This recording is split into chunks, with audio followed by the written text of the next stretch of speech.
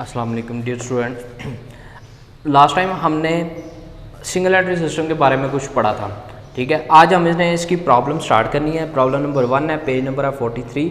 इस पे problem number 1 में कहता है a trader keeps his book by single entry method.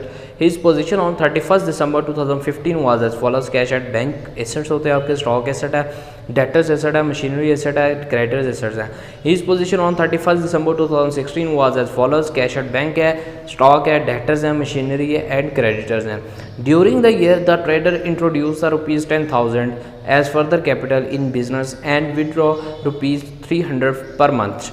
From the above, you are required to ascertain the profit or loss made by the trader for the year ended 31st December 2016।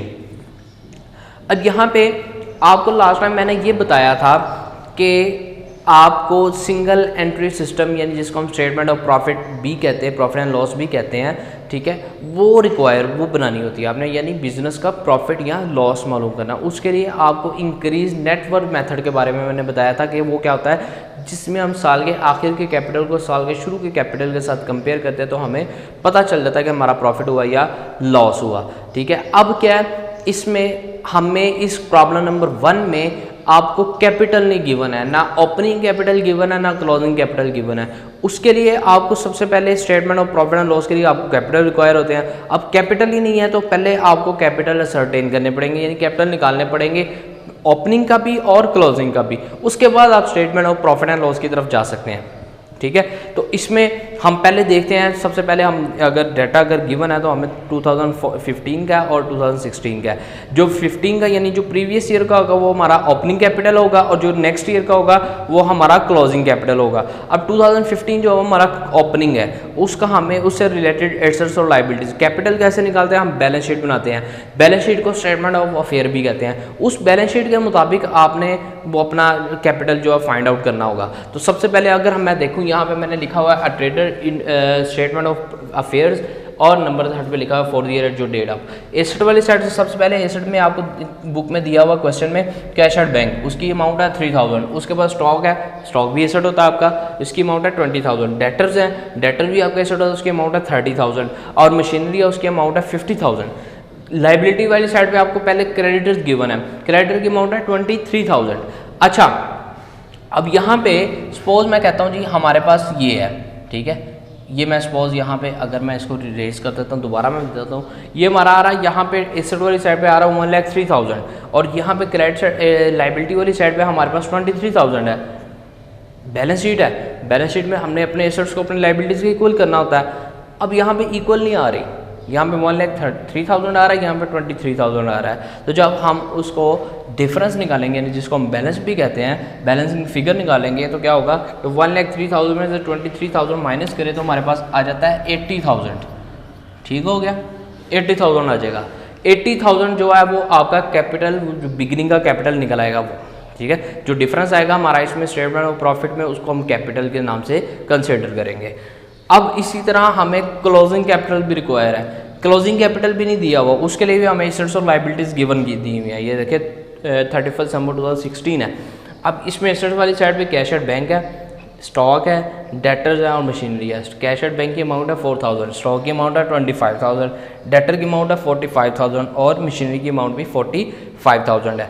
Creditors आपको दिए हैं 25,000। अब suppose यहाँ पे भी आपको balance equal नहीं है ये, ठीक है, यहाँ पे आ रहा है 1,19,000 और यहाँ पे 25,000 आ रहा है। तो जो डिफरेंस आएगा 94,000 का, वो हमारा क्या होगा, कैपिटल एट दी एंड, या जिसको हम एंडिंग कैपिटल भी कहते हैं। अब आगे जो हमने मेन जो हमारा काम है उसने बताया, अब उसने क्या कहा है कि आपने statement of profit and loss बनाना है। तो statement of profit and loss बनाने के लिए हमें इसका फॉर्मेट ये होगा, पहले आपको कैपिटल निकालने पड़ेंगे। कैपिटल अब हमारे पास ये निकल आए हैं, तो अब हम इसको स्टेटमेंट ऑफ प्रॉफिट की तरफ, प्रॉफिट एंड लॉस की तरफ चलेंगे। तो वो उसमें देखते हैं उसमें क्या होता है। ये देखें जी, अ ट्रेडर, इसको कहेंगे स्टेटमेंट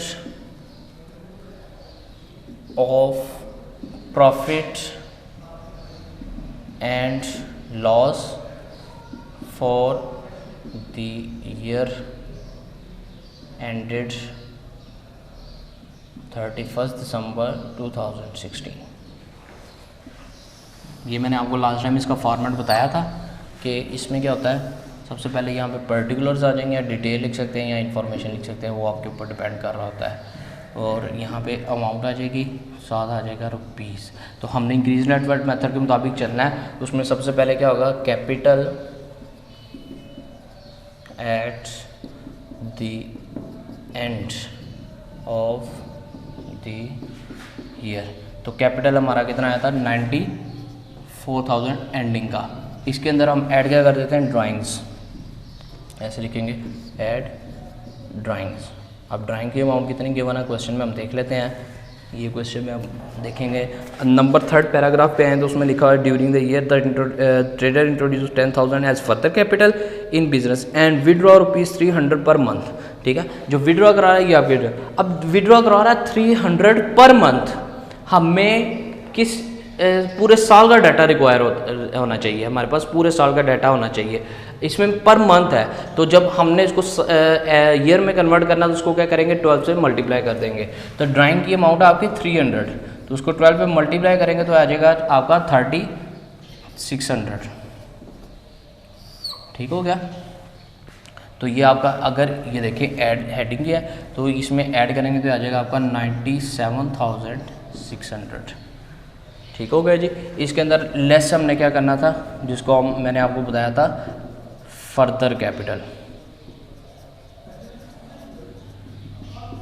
फर्दर कैपिटल आपको क्वेश्चन में गिवन है 10,000 है, और इसको माइनस करेंगे तो ये आ जाएगा 87,600।